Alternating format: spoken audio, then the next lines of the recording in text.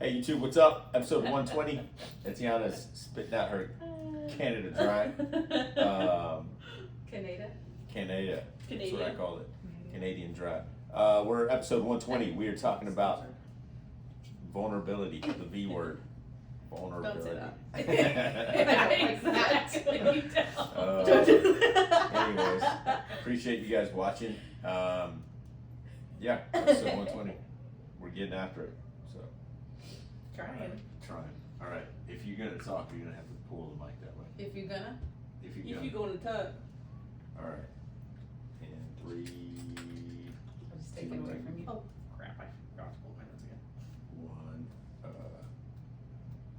Hey everyone, welcome back to the Made for More Consulting podcast. Mario here. We are on episode 120. If this is your first time joining us, we're a podcast here. We talk leadership and personal development, and we want to continue to motivate, inspire, and encourage ourselves to grow, so that in turn we can help those around us that need to grow, because we know that what we don't have, we can't pass along. So let's continue to grow. Thanks for joining us, episode 120. Jamie, welcome back. Hello. Tatiana. Thanks for having me. Yeah, Jamie's next to me. If you're on YouTube, you can see it, and she's having to yell into the mic. She does not want to be in front of the camera, but she's gonna have to share some things here in a little bit. So Get ready, Jamie. We'll see. we all got here this morning and said, okay, Trying to help you out. she's moving the mic. We all got here this What? morning, and everybody had an interesting evening because it stormed like a mofo. It was awesome. Yeah. Not my evening, but I love the storm. It makes it worth it. We had a little friend spend the night here with one of my daughters, and they were up at 3 and 5 in the morning, along with my dog. So it was a long night. We were also saying that into the school year's in 2 weeks. Yeah, I got a text yesterday that said like 9 more days of school. I was like, oh my gosh, I was not prepared for that. It's Yeah, crazy. it's crazy. 2 more weeks and really that last week doesn't even count if you're in elementary, because all you do is watch stupid videos. Oh, Yeah. I miss the last days, like the last week of It's school in fun. elementary school. Mm-hmm. That was awesome. Yeah, so where in the world did time go? Man, we gotta take advantage of that. The summer has some good things coming up for our Made for More, and just some things that are going on, and we'll share those as the time gets closer. But today, we are still, what are you doing? If y'all don't watch on YouTube, my wife is over here picking stuff off my shirt, and I don't know if I like her sitting on the side. Taking care of you. What was it? It's a hair. Anyways, so today we're gonna One long continue beard. our, Yeah, we'll stick it down right now. yeah, we're Sorry. gonna continue our book, The Culture Code, The Secrets of Highly Successful Groups by Daniel Coyle. We're gonna look at chapter 7 and 8. It is actually the second skill, so there's 3 skills, right? There's safety, vulnerability, and the last one, I'm not even sure, I thought I wrote it down. Your mom. No, it Okay. is, what is it, you know? No, I don't know. But I could look. Safety was what we just went over. You're like 100% it's not your mom. Yeah. Establish purpose. So purpose. Yeah. So you get first skill is safety. Second skill that we're going to start today is vulnerability, and then you have established purpose. So yeah, we're gonna kick that off. If you haven't listened, and this is your first time listening, you can go back and listen to episode 217, 218, and 219, because that's where we're discussing the beginning of this book and the first section. Yeah, it's all about building a great culture wherever you work. And you know that if you have a great culture, you have a great team. If you have a great team, you have hopefully great systems and processes and success. If you don't, it starts with leadership. So here we go, chapter 7. Tell me what you want and I'll help. That's the name of it. So it's a pretty intense chapter as it starts out. And again, we're just gonna make this a conversation, but it starts out with something that none of us want. I hate even reading these things. Reading it gave me like anxiety. I was About like, the oh my plane. gosh. Mm-hmm. So the plane, there's an engine and something blows up in the back, Mhm. and the 2 pilots are having to do their best to freaking hold on to the plane, because they're gonna spin out of control. Everybody's gonna die. But what happens is there's a guy in the cabin, a gentleman that has helped train pilots for emergencies, and he walks in and he asks the question of this title of this chapter, and he just says, tell me what you want and I'll help. And really, again, where that comes from, it's a huge statement, because all of a sudden these two captains of the plane had to be vulnerable with going, we don't know what we're doing. Mm-hmm. Or they could have just said, hey, who are you, get out of here. Mm-hmm. But they had to say, hey, here's what's going on, what do you think we should do? Again, another open-ended vulnerable moment for them to go, and this is at the highest peak, meaning not many of us on a day-to-day basis are in a place where we're about to crash a plane with so many people. Yeah. But vulnerability at its highest is them going, I don't know what I'm doing, and him saying, tell me what you want to help. They told him to take reins of something, and he did. But if they weren't vulnerable, this was going to end in so many people in their death. But 3 people had to be vulnerable at a given moment for an extended period of time while things were failing, and they ended up saving, I think, a lot of people's lives, if not everybody's. I can't remember. I don't know if it was everybody's, but it was over 100 something. Yeah. So where a conversation will be in this first chapter, if the pilots were pretending that everything was okay, if they faked that everything was all together, it could cost lives. So Yeah. I wonder, first off, what do you think the temptation to be fake or pretend at a level of leadership? Why do we pretend to be fake or pretend to be that we have it all together as a leader? And I'm sure people hearing this right now understand that. Anyways, I'll ask. Yeah, I think for me, it's a sense of like security of like, you should know I'm qualified to be here, right? So I don't want to let you know like, oh, I might need help with something, because I don't want you as my leader to think like, oh, I put the wrong person in the seat. Yep. Which is silly when you think about it, because everybody needs help at least one time in their life. But I think that's a lot of it comes with reputation, appearance, and security is what I would think. Yeah, and I think you've led people at a level where they were older than you, and they were all volunteers. Mm-hmm. So what do you think why do you think people pretend that they have it all together? Oh, well, I was gonna say the exact same thing as Etiana. Cause I think especially if you're the young person in the group, I think it's easy to feel like, Keep going. I'm too loud. Okay, just keep going. Yeah. It's easy for people to. I think it's easy for the young person to feel like they're not qualified, Mhm. And so they want the respect of the older people, that have probably been doing it longer, Yeah. to see you as qualified in that spot. But I've also seen the other side, that when you don't act like you have it all together, you actually get more respect. Yeah. But it's a crazy thing inside your head that you think that's what it takes. Yeah. It's funny too, because at the end, I think it's actually in the start of the next chapter. So it goes back to that pilot, and he said like, oh, I got it. And he said later on, he'd call those the 3 words, the dumbest thing he's ever said in his life. Yeah, I got it.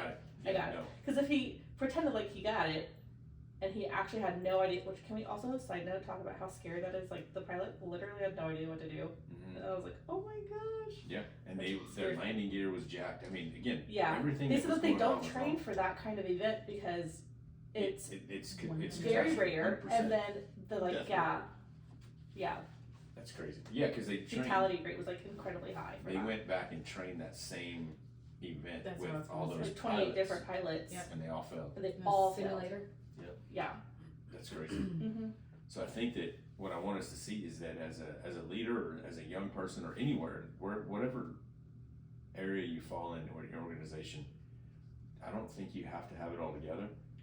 But you do have to be okay asking for help. You do, and that's where vulnerability comes in. Going, hey, I don't know or I don't understand this. Can you help explain this to me? Mm-hmm. And I think leaders that brush that off or go over that and say, I knew that I hired the wrong person, in a sense, they're the ones that are probably creating an environment where they don't, it's not that they don't, they're just not vulnerable. Mhm. They think that everybody's gonna be perfect. Does that make sense? Yeah. But I think what you guys are both saying is when I hear somebody struggle, then I would automatically know that it's a safe place for me to share my same struggle as well, or go, oh, they don't have it all together, so, okay, I've already put walls down because I know that you're not perfect. Mhm. And that's why when you're leading an organization, if you start, and it's one of the things we talked about building a safe place in last episode was, start with as a leader, start with something that you struggle with, so that you can create buy-in to go.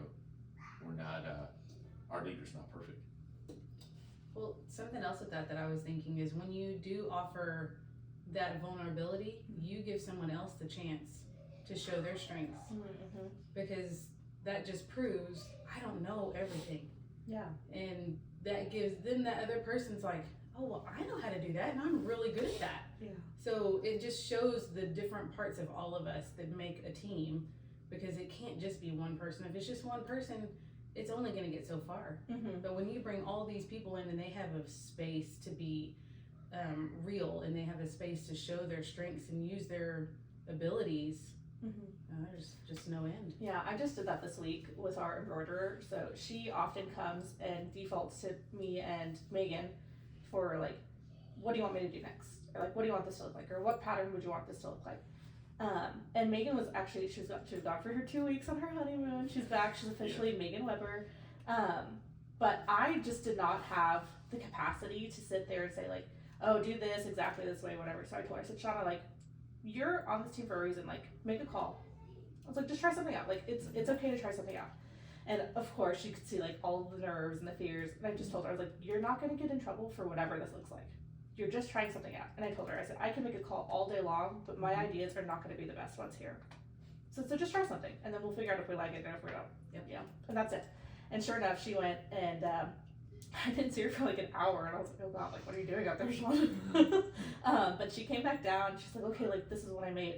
And it, so far, is our favorite hoodie that I think we've made all year long. That's good. Yeah, it is so cute. And I was like, Shauna, like, you're qualified to be here. And I was like, you're in a creative position because you're a creative person. That's good. I was like, don't let me sit here and tell you what to do. I was like, you got it.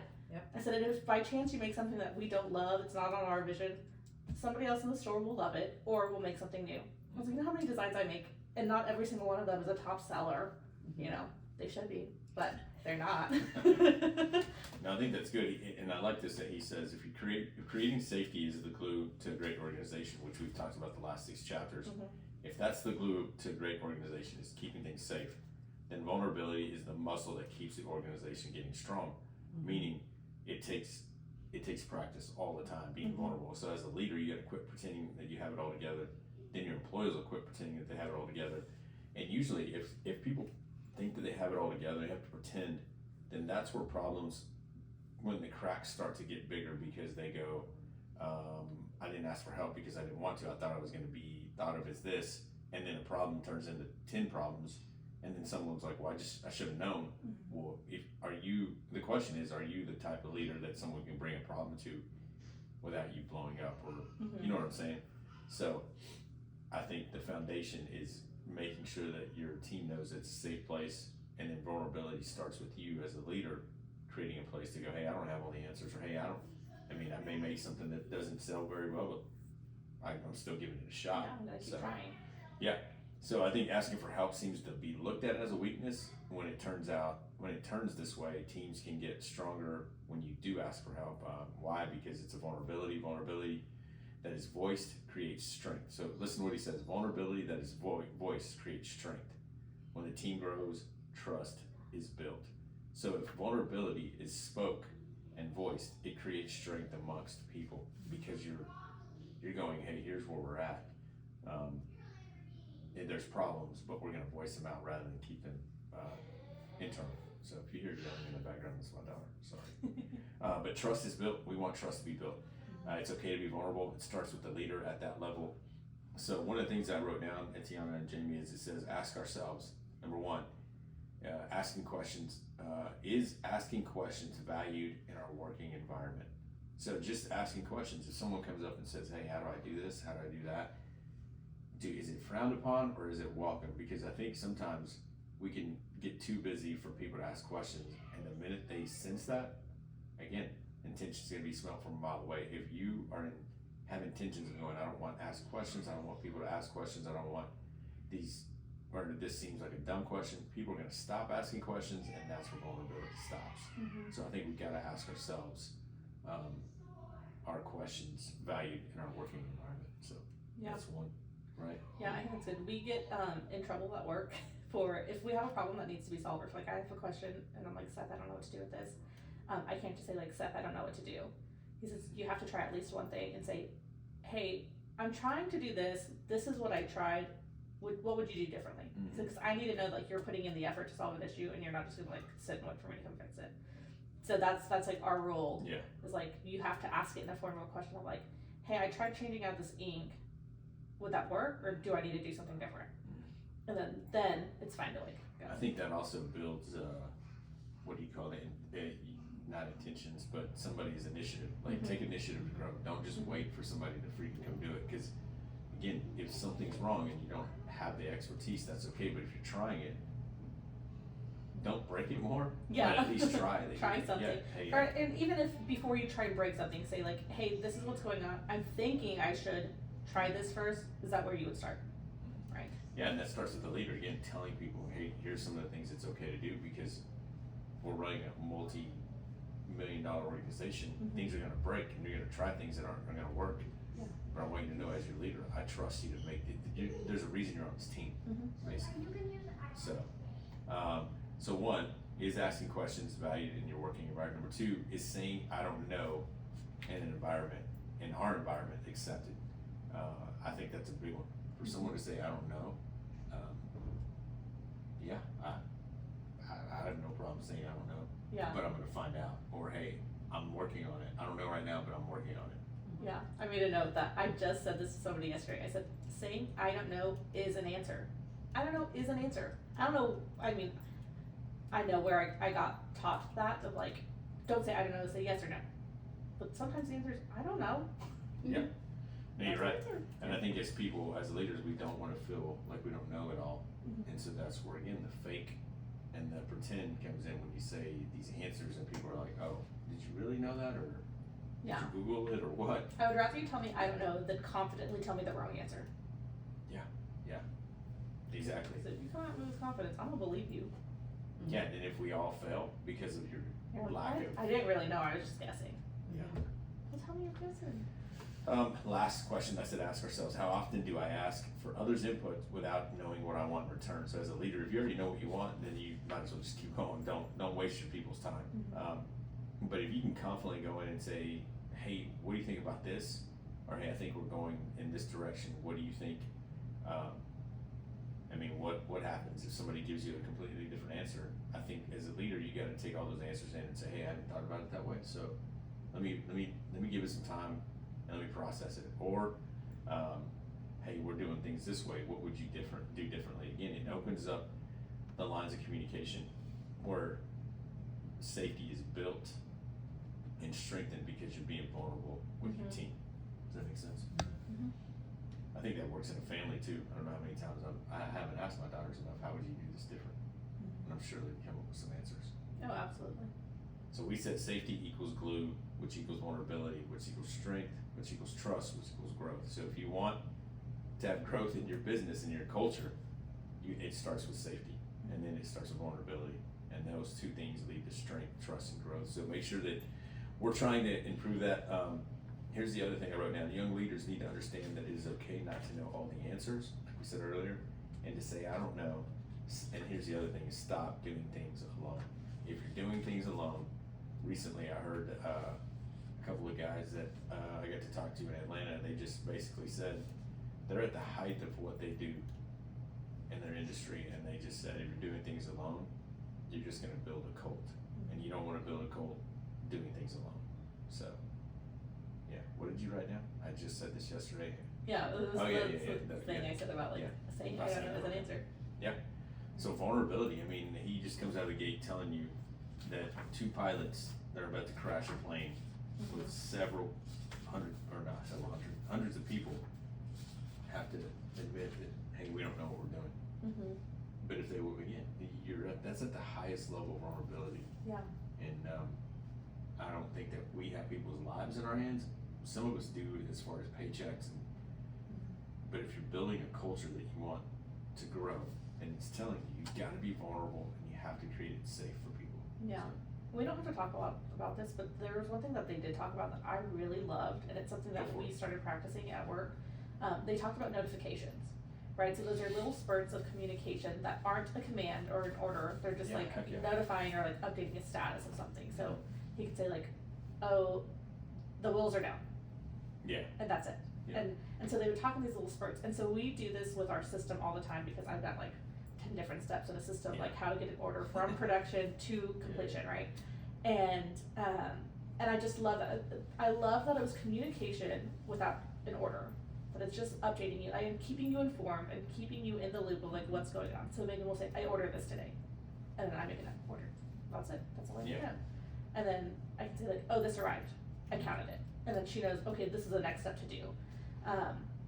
And so I really enjoyed what they said about that. But that was my Well, I one mean, note. What you're saying too is something to keep in mind, that vulnerability, trust, safety is all built through communication. Mm-hmm. I mean, some form of communication, whether Yeah. it's nonverbal or verbal. Vulnerability, trust, safety is all built through communication. Yeah, and it's like setting that foundation too. Like I know if I haven't heard from Megan that something's there, I'm like, oh, she maybe hasn't ordered it yet, because now we've built the system of like we keep each other in the loop about every step, and we kind of have like assigned parts of this process. But that's not without saying like if she needs help one day, I can absolutely go order something and tell her like, hey, I ordered this for you. That's Yeah. it. But having that foundation and that routine, now my ears are like waiting for her to say like, hey, like I ordered this, and if Yeah. I don't hear it within the time frame that I'm supposed to, I say, hey, like did you order that already? And sometimes she's like, oh yeah, I forgot to tell you, and that's fine. The other thing too is we leave like written notifications, so we put sticky notes on her computer. Every time she orders something, she says where she ordered it, the date, and like what orders are in that thing. So even when she's not there at her desk, She's still I can just communicating. go and look at her thing and say like, oh, Megan ordered this on the 5th from this store, and then I go up there and I. But you're always communicating. We're So always that's good. communicating. I think that's good because, I mean, in any industry, regardless if you're an electrician, designer, Mhm. a pastor, a student, a mom or dad, think about that. If you're in a family and you're not communicating and you don't know where they're at, and you have standard operating procedures, hey, text me when you get there, text me when you need a ride. If you don't, if all of a sudden it drops off, you're gonna know something's up. Yeah. And so as like, and what does it do? It takes away safety, it takes away trust, because if you're not gonna use this form of communication to let me know, then hey, give me the phone, or hey, I'm not gonna let you go there again. Yeah. And so, and it's not control, it's a form of standard operating procedures that go, this is a way we're gonna work because it's the best way to build trust, vulnerability. Yeah, and the other thing that comes with that too is like knowing each member of your team, because certain people require certain levels of communication. Yeah. I want to be talked to all the time. That's just how I am. Seth is not that way. He's like, let me do my job and then tell me what I need to know when I need to know it. Yeah. So like with Seth, I'll talk to Megan all day long, and that's just how we both need to communicate. Seth, I'll give him notifications at the beginning of the day saying, hey, this is on my agenda. I'm gonna do this, this, and this. Yeah. And then if I leave for lunch, I'll tell him like, hey, like I'm stepping out. Right, that's just a tiny little notification, and then I'll say like, when I come back, I'm gonna do this, and then at the end of the day, I'll tell him, hey, in the morning, I'm gonna start off with this.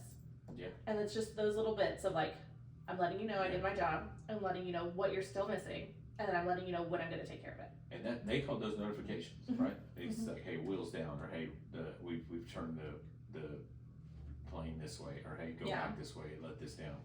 Yep, they said notifications. It's not an order or a command. It provides context, telling of something noticed, placing a spotlight on one discrete element of the world. Notifications are the humblest and most primitive form of communications. The equivalent of a child's finger pointing, saying, I see this. That's good, and I think that at Slab, I've gotten to drop the buns, is what I call them, because you drop literal buns down the heat. When you put butter on them, you drop them down the whatever that's called. I don't even know what it's called. I'm telling you, I don't know. I know they have a standard operating procedure, because when I'm on that part of that line, they say, hey, when this ticket comes out, just yell PIG. Well, the pit master behind me goes, heard. Means he heard it. So I drop the buns, I see a ticket come through, and I go, oh, ribs, no glaze, and he goes, heard. Well, Yeah. then when I turn around, the ribs with no glaze are ready to go. Or I go, hey, nachos, brisket, and he says, heard. I turn around, and the brisket's already chopped, and it's going there. And so you have all these tickets coming out, and he's waiting for that notification of, okay, I'm hearing chicken, pork, whatever it is that he's hearing, he already knows what to process and put out there. But it just goes back to the communication. Yeah. I mean, it would suck to do that in sticky notes and go, hey, here's a sticky note. It says- but that's, again, you're always communicating even if you're not communicating. Yeah, Yeah, that's funny that y'all got off on this because I was gonna say this earlier, but I didn't know it would apply. Cause I was thinking the same thing. A lot of my communication in my days is through email. Mm-hmm. But I have definitely noticed that if I'll just respond with an email question, even with a, hey, I'm not really sure on this answer, but I'm gonna find out and let you know, that it allows that person to not have questions. But I didn't do that last week. And then I got another email, hey, I wanted to see if you got my email, because I waited, Yeah. and I was like, I'm gonna figure out this answer before I respond. But then that left them with questions, you know, and creating their own story in their head of what was happening, why I she got not missed. yeah, Yeah, she is this forgot not about gonna me. happen, all the things. But whenever, and I have another area of my work that's been a constant struggle is lack of communication. Like, I don't know if they've gotten something that I've requested, you know. There's just no communication to where I'm constantly have to reach out. Hey, did you get this? Are we good with this? What's your time frame on it? You know, all those things. And so then it leaves this like frustration, you know, constantly between us. But when there's just that, like if I would just get from that team, hey, I got your request. Hey, your request is gonna be taken care of on this day. Yeah. Or that's our plan. You know, anything, just like you said, Yeah. those I'm spurts busy of right now, but I'll see this communication. next week. Yes, what a difference that would make for me in my feelings toward that team, and you know, just the trust that they care about what I have going on. So you know, just all those different things, that is such a big deal. It is. And even those seem like small things, but it's part of your everyday life, and they really do make a difference. Yeah, definitely. Yeah, so it's good. Vulnerability comes, I mean, what's interesting is we talk about trust, but we go back to trust, communication, and safety. So that was chapter 7. Chapter 8 is called the vulnerability loop. I loved this. Yeah, so the loop, we'll start with the loop. The loop says this, just so we can have context for what we talk about. The loop is person A sends a signal of vulnerability. Person B detects this signal. Person B responds by signaling their own vulnerability. Person A detects that signal. A norm is established and closeness and trust increase. So it's just like saying, hey, I don't know, and you going, hey, I don't know either, but let's try to figure this out. What just within split seconds we've realized we have something common. We both don't know, but it's built trust to go, oh, okay. And I think for guys, it's funny because you can be this is my experience, not you guys. I doubt y'all are this way, but like for us, we're sitting there with a new group of guys, and I can say something about, man, yeah, last night we were watching the playoffs, NBA playoffs, and all of a sudden somebody can go, man, I can't stand LeBron, and I'll go, yeah, I can't stand him either. All of a sudden, you've created this, oh, we both have something in common. It's sports, and then we can talk about things, and then we get to the whatever's at hand that we have to talk about. It's already easier. You've already created some kind of relational agreement with what you guys like, and again, it creates a vulnerability to go, oh, we've already have something in common. He likes sports, I do. So that's the vulnerability. With person A sends a signal, person B detects it, but person B also sends a signal. Person A detects it, and then a norm is established, and that continues to happen. So I like the questions that they start this chapter out with, right? Yeah, I specifically marked off one that I didn't love and then one that I did love. Okay. And so that made me laugh so hard to continue to read about it. why don't you read set A? So there's 2 sets, right? Let's read. Atiana's gonna read set A. Okay, so set A says, what was the best gift you ever received and why? Describe the last pet you owned. Where did you go to high school? What was your high school like? And who is your favorite actor or actress? All right. So we're gonna. Did you read this? I listened to it. I didn't get to see it. So what? Let's just let's just try it right now. Jamie, answer the third question. You want to ask her? Yeah, where did you go to high school and what was your high school like? She's all nervous. I know. Yeah, don't be nervous. It's okay. There's not a wrong answer. I went to Greenwood High School. What was that like for you? I really liked it. Yeah. It was a smaller school. I don't know how to answer that question. Yeah. Like what was your, like what, why did you like that it was smaller? I'll ask you that. Because I don't like big groups of people. Yeah. That's it. You're done. You passed the test. There you go. Cool. See, don't be nervous. So that was set A. So question B says, or set B says this: if a crystal ball could tell you the truth about yourself, your life, your future, or anything else, what would you want to know? Another question, is there something that you've dreamed of doing for a long time, and why haven't you done it? What is the greatest accomplishment of your life? When did you last sing to yourself, to someone else? So, let's ask her another one. Which one? Let's see. Jamie, is there something you've dreamed of doing for a long time? Yes, What is but it? I've already gotten to do it, and now I'm just waiting for the next opportunity. So why are you waiting for a next opportunity? Why aren't you creating one? That's a good question. Gotcha.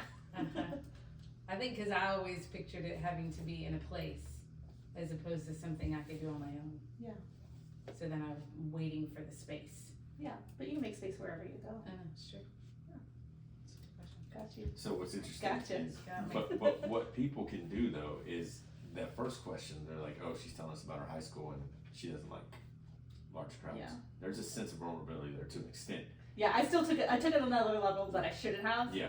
By asking you like, why don't you like that? Yeah. But, it's okay. But you asking that second question of what is something you've done, a lot of us have wanted to do something we dreamed of. Mhm. And some of us, maybe even in a group of people, some people could already start to go, man, I've done it too, but I don't do it anymore. Yeah. And then you asked, well, why does it have to be a place, or what are you waiting for? Mm-hmm. Again, it brings another form of vulnerability. And what he says, and I love this, that the first set of questions isn't going to make you feel like the second. The second set, you feel a little bit of apprehensive. Your heart starts to race. You feel a little bit more uncomfortable. Is that true? Mhm. Yeah. So Jamie's saying yes because what it's doing is it's asking Challenging you. you to Yeah. be vulnerable. Step Yeah. A lets you stay in your comfort zone, right? There so you you go. said, I don't like big crowds of people. And I could Yeah. have said, well, why not, Jamie? Yeah. What makes you uncomfortable in big crowds? And then you would have been, see, that's getting to that next little set of Yeah. B. But they said, step B generates confession, discomfort, and my favorite word ever, authenticity. That breaks down barriers between people and tip them into deeper connection. So why do you like that word authenticity? Because I feel like there's growth only happens when you're authentic with yourself, right? So until I'm able to say like this is genuinely like my core of who I care about, what I value, then I get to share that with you, right? I love connection. So I felt in those 2 seconds, I mean I haven't seen you in a hot minute, Jamie, but in that 2 seconds of asking you a question, I was like, oh, like I'm getting to really know Jamie and like love her and see her, and I get to speak to you on that level. Are you crying? I don't know why. It's okay. I feel like I'm a little bit about to cry.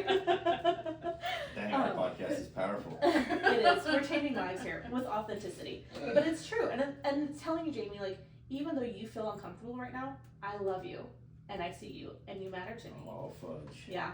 We're having But a it's counseling true. session. Right? Yeah. No, but that's all from one question, right? Yeah. So can you imagine as a leader, if it wasn't even that's not even, Girl, I'm over it. that's just a surface level question to open up the lines of communication between Yeah. you and an employee. Okay, I got it. I know why I love the word authenticity. It's because I love that I can show you all of my ugliness and to know like I love that part of you still.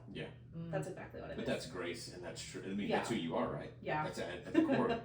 But if you're an employee of Etiana and she says that to you or you say that to her, I mean, then what do you have to lose? Yeah.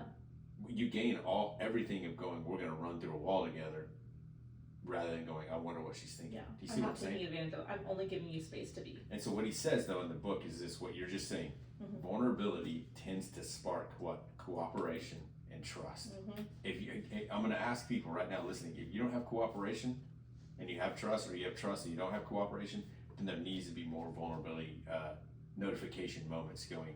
You've got to spark communication. And how do you spark communication? You think of these questions that go, let's talk about being vulnerable. Let's talk about some of these things. What's interesting, I'm going to say it right now, Mhm. and this just popped into my mind, Let's go. is I'm going to go ahead and call someone today. Mhm. I'm going to ask them to come in today or tomorrow or Monday, and we're just going to have a conversation about vulnerability. Mhm. I have a couple people in mind.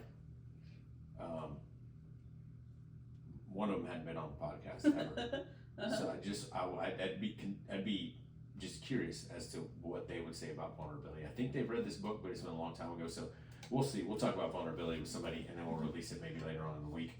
But back to what you're saying, Etiana, you asked Jane a group of two different questions, and I think as leaders, if we can get into the heart of our people, it's what we said when we were in the previous world. Before you ask for their hands, you got to get their heart. Mhm. And if you just want my hands, then just freaking tell me you want me to do something. But you're not going to get the vulnerability. You're not going to get the trust. You're not going to get the communication from me because I'm just doing a task for you. And then But you you don't want- leave better. Oh no, I'm just doing Yeah. something for you. If Yeah. you need a favor, freaking tell me. But if you're going to go, hey, I care about who you are, what you stand for, and what you can bring to this team, then we're going to have conversations about that. And then in turn, I go, I want to give you my time, Mhm. which is probably the most valuable thing to people. So vulnerability, I mean, sparks cooperation and trust. Yeah. There's a quote on 104. I don't know if you have that. Oh, I'll be in 104. I underlined a lot of things in this book. I said, let's read this. You want to read? Here it is. It's on page 104. It's the first full paragraph. It's where it says Yeah. people tend All the way to the end. to, that quote. Go for it. Alright, here, just tell me what's up. People tend to think of vulnerability in a touchy-feely way, but that's not what's happening, Holzer says. It's about sending a really clear signal that you have weaknesses, that you could use help. And if that behavior becomes a model for others, then you can set the insecurities aside, that's what I super circled, and get to work. Start to trust each other and help each other. If you never have that vulnerable moment, on the other hand, then people will try to cover up their weaknesses, and every little micro task becomes a place where insecurity manifests themselves. All right, let's stop right there for a second. Again, it's telling you as the leader, and I think you can gauge this by you can go in and ask, or if someone says I don't know or I'm gonna figure this out, that's cool. But if they never say they need help, man, that's tough because again, I know what it's like to hate asking for help, Mm-hmm. but I also know what it's even worse to ask for help in a place that you can't ask for help. Yeah. You know what I'm saying? So, I think what's interesting, and I'm not gonna get my wife more emotional, but I think her stepdad, which I don't think we ever talked about on this podcast, but her stepdad to me is so knowledgeable about things, especially gun safety, that if you, or on a boat, let's say we're on the lake and you want to do what he's doing, he's gonna teach you every single way to where you can ask for help, which is interesting. Again, we were out on motocross bikes when I was a teenager, and he's so precise about what he's teaching you that he doesn't want you to do something without asking for help, because he's going to say this can lead to, again, gun safety. You can kill yourself, you can kill someone else, so make sure you ask for help if you don't know what you're doing. He's so precise on those things, especially in his profession, the way he comes across, and I can see where it's easy for me to ask for help because I don't know those things and he does, where I think as a daughter or a son, he's their dad, so hey, I don't know if I should ask him for help because I should know these things, and he probably expects that. But at a place where you go, man, I can ask my leader for help, bro, that's a different level of trust, because if someone's a new guy and they come in and they go, you're gonna ask the boss for help? Yeah, we have that relationship. But so do you have that relationship too. You just need to take advantage of it and go, hey, I don't know the answer here. Yeah. So No, I think that's really good. That's something, so Megan and I just had like a little wine night, and we ended up WINE or WHINE? WINE. Okay. Yeah, and somehow it led to the conversation of like how we both ended up working at the warehouse together, and we talked pretty openly about this, so it's okay for me to share. But when she was first brought into the warehouse, we were kind of pitted against each other, like who's gonna come out and top dog, and like who's gonna do this better. And so Megan and I really, like, we butted heads. We are both people who prioritized appearance at the time. So, like, we really cared about, like, our bosses saying, like, oh, Etiana's doing a really good job, like, points for her. Or, like, Megan's really killing this, like, points for her. And because of that, there was so much tension, and, like, we butted heads all the time. And so it was so bad. And it was, like, every day of our lives we would fight with each other. And, or it'd be very, like, well, for her it'd be very passive aggressive, and for me it'd be very aggressive. That's how I am. That's who you are, yeah. That's how I am. And finally one day, I think we were both just like sick of it, because we were just making ourselves miserable. Like no matter what we did, it wasn't enough, or we were like worried about like, you know, what's she doing over there? And finally, she said, I don't know what caused the fight, but you just looked at me and you said, I'm not fighting against you, I'm fighting with you. And she said, it just like, everything melted. And I was like, oh my God, like we could be kicking butt together, Yep. but every day we're like making ourselves worse and worse. And that's exactly what it was me saying something like, I'm not fighting you. Mhm. Like, I'm not against you. I'm just trying to get the same order done that you're trying to get done. Like, stop trying to do my You're job. on the same team, I'm not, right? Yes. And she said from there on, she said I would notice that every single day you'd say something a little bit different. Of like, oh, like Gabby's feeling insecure. That's why I said that. I'm so sorry. And she said then I knew like, oh, you're having insecurity issues too. So then I could tell you the next day, Just like her. just like her, just because that's exactly what it was. We both were trying to find like a sense of security and stability there, and saying like, oh, I was really worried about this. And she said, and then you'd say things like, hey Megan, like what do you think about this thing? Mhm. She said, so then I knew I had a space to like talk to you. And then Megan, of course, did the same thing, right? I wasn't the only person participating in this. One, she would receive whatever little hook I was giving her, but then she would start to say like, oh, like, hey, she's like, I'm gonna get lunch, do you want anything? Yeah. And I was like, oh, like, you're looking out for me. And that's, it's No, as that's silly good. as it is, but that's No, that's exactly, yeah, that started to build that like loop of like, okay, like we're gonna keep having each other's back. I'm gonna do something small to let you know, like I'm thinking about you too. Like I'm on your team. Like I have your back. So But what you're saying is, he says the second person is key. He says, do they Mhm. pick up and reveal their own weaknesses, or do they cover up and pretend they don't have any? So what you're saying is, Mhm. with Megan, the key was her picking up and going, oh, I gotta meet her halfway, because if she didn't, yeah, then there is no she could vulnerability. have taken that and been like, hey Jen, Tiana doesn't feel safe here. Like you should boot her. You Yep. know.